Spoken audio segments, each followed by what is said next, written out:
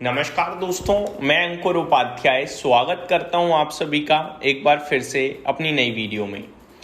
दोस्तों, इस हफ्ते आपके लिए आरबीआई पॉलिसी है। आरबीआई पॉलिसी से क्या उम्मीदें लेकर जानी चाहिए, क्या एक्सपेक्टेशंस हैं, इसके बारे में इस वीडियो में आप सभी के साथ बात करने वाला हूं। अनुमान तो यही है कि इस बार आरबीआई की पॉलिसी में जो कमेंट्री है वो ज़्यादा इंपॉर्टेंट होगी, क्योंकि आरबीआई पॉलिसी में जो एक्शन है वो नील रहने वाला है। रेट चेंज नहीं होंगे, ब्याज दरें अनचेंज्ड ही रहने वाली हैं, ये एक्सपेक्टेशंस हैं। और इसके विपरीत अगर रेट हाइक आ गया तो वो बाजार के लिए बहुत नेगेटिव होगा, जिसकी प्रोबेबिलिटी बहुत कम है। हालांकि कमेंट्री भी काफ़ी हॉकिश रहने का अनुमान है, जो कि नेगेटिव हो सकता है, लेकिन देखते हैं आरबीआई गवर्नर साहब कैसे इस सिचुएशन को मैनेज करते हैं और क्या कमेंट्री करते हैं, क्योंकि ज़्यादातर हमारे देश में कमेंट्री नेगेटिव दी नहीं जाती है। जब चीज़ें नेगेटिव हो जाएं तो वो सॉल्व करी जाती हैं, और ये मैं कहूँगा स्टांस अच्छा है, क्योंकि आप बेफिजूल का डराकर लोगों को परेशान करो। इससे अच्छा ये है कि आप चीज़ें न्यूट्रल वे में बता दो कि यार ऐसे ऐसे हो सकता है और उसको हम मैनेज करने की कोशिश कर रहे हैं।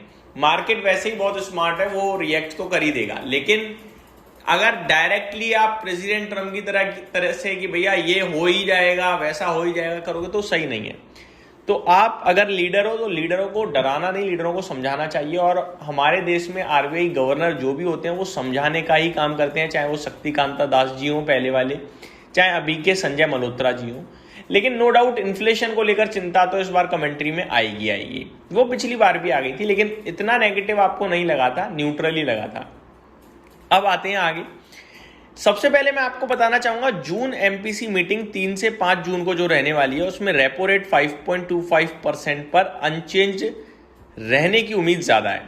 Most economist status Q expect कर रहे हैं, लेकिन टोन पहले से ज्यादा हॉकिश हो सकती है। ये अभी डिस्कस किया हमने। आगे मार्केट क्या एक्सपेक्ट कर रही है? रेपो रेट अनचेंज यानी नो चेंज। रेपो रेट रहेगा आपके लिए 5.25% पे जो है। मेजॉरिटी इकोनॉमिस्ट 5.25% पे रेपो रेट मेंटेन होने की एक्सपेक्टेशन रखते हैं। इन्फ्लेशन अभी भी आरबीआई के 4% टारगेट के अराउंड है, इसलिए इमीडिएट हाइक प्रेशर कम है। हॉकिश कमेंट्री पॉसिबल है। आरबीआई कंसर्न जता सकती है कच्चे तेल के प्राइजेस पे। अब तो वो भी देखो धीरे धीरे कंट्रोल में आ ही रहे हैं, तो आई थिंक ये कमेंट्री आ जाए तो हमें शौक नहीं होगा कि भैया कच्चा तेल परेशानी था लेकिन अब ठीक हो गया है, तो फिर वो बाजार नेगेटिवली नहीं लेगा। वीक रुपी ये एक्चुअली में परेशानी है, लेकिन इसको लेकर जो सरकार ने कदम उठाए हैं उससे 97 रुपये की जगह 95 रुपये की तरफ कच्चा तेल 95 रुपये की तरफ रुपया पहुंचा है, तो वो भी एक पॉजिटिव ही है। मिडल ईस्ट टेंशन ये देखो सबके लिए है। अब डील की बात तो चल ही रही है, लेकिन कब आएगी डील इसकी अनसर्टेनिटीज बनी हुई हैं, अनिश्चितताएं बनी हुई हैं। इंपोर्टेड इन्फ्लेशन रिस्क देखो, इंपोर्टेड हो या हमारे देश का अपना हो, दोनों जगह इन्फ्लेशन का रिस्क तो हाई है भाई इसमें। अगर गवर्नर कमेंट्री में इन्फ्लेशन रिस्क पर ज्यादा फोकस करते हैं तो मार्केट इसे हॉकिश मान सकता है। इन्फ्लेशन को लेकर मुझे लगता है कमेंट्री में फोकस तो रहेगा, लेकिन उसके साथ साथ जो चीजें रिसेंटली डेवलप हुई हैं उस पर भी फोकस होगा। जैसे कच्चे तेल का 110 से 91 आना, ये पॉजिटिव हो गया। 97 से 95 के आसपास रुपए का पहुंचना, ये पॉजिटिव हो गया। और रिजल्ट सीजन में ऐसी कोई दिक्कत नहीं दिखी, अभी भी ग्रोथ मोमेंटम बना हुआ है। ये सारी चीजें मुझे लगता है पॉजिटिव ही हैं, और कुछ अलग से कर दिया सरकार ने तो मजा ही आ जाएगा। फ्यूचर रेट हाइक पॉसिबिलिटी, पहले 2026 में फर्दर रेट कट्स एक्सपेक्ट कर रहा था, लेकिन अब ऑयल प्राइसेस बढ़ने पर रुपी प्रेशर कंटिन्यू रहना चाहिए, या रहने पर ईयर एंड तक 25 से 50 बेसिस पॉइंट एक्सपेक्टेशंस बिल्ड हो रही हैं। स्टॉक मार्केट इंपैक्ट की बात करी जाए, अगर आरबीआई अपनी स्टांस को मेंटेन करता है, कोई ब्याज दरों में बदलाव नहीं करता है और टोन न्यूट्रल रखता है, तो फिर बाजार के लिए पॉजिटिव हो सकता है। जहां पे बैंकिंग क्षेत्र, रियल एस्टेट, ऑटो और एनबीएफसी ये पॉजिटिव रिएक्शन दे सकते हैं। इन केस आरबीआई ब्याज दरें मेंटेन करता है लेकिन कमेंट्री ज्यादा हॉकिश हो जाए नेगेटिव साइड पे, तो फिर बैंक मिक्स्ड रिएक्शन दे सकती हैं। जरूरी नहीं है गिरी जाए, लेकिन हो सकता है गिर जाएं। रेट सेंसिटिव सेक्टर्स में प्रेशर आ सकता है।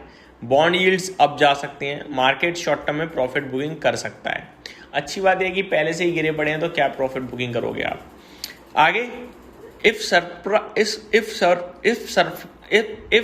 सरप्राइज रेट हाइक आ जाए, अगर अचानक से कोई रेट हाइक आ जाए तो जिसकी उम्मीदें बहुत कम है वैसे, बट अगर ऐसा कुछ हो जाए तो बैंक निफ्टी काफ़ी हैविली नेगेटिव रिएक्ट कर सकता है। Real estate, auto, small cap pressure में आ सकते हैं और ये भी नीचे चले जाएंगे, लेकिन इसकी उम्मीदें हैं 0.1%, तो आप मान के चलिए ये नहीं होगा। किस चीज़ पे हमें ध्यान देना है? रेपो रेट डिसीजन पे। पॉलिसी स्टांस न्यूट्रल है या चेंज होती है।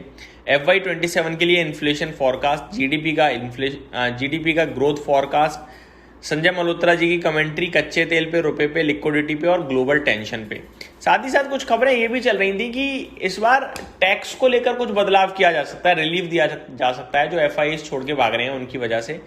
अगर टैक्स को लेकर कुछ पॉजिटिव आ गया तो सारी चीजें एक तरफ और ये खुशी एक तरफ, बाजार ऊपर, और नहीं आया तो फिर बाजार उसको लेकर कुछ खास सीरियस तो है नहीं। जो भी होगा आपके साथ डिस्कस करेंगे टाइमली। इस वीडियो में सिर्फ इतना ही। Thank you so much for watching this video. Have a great day guys.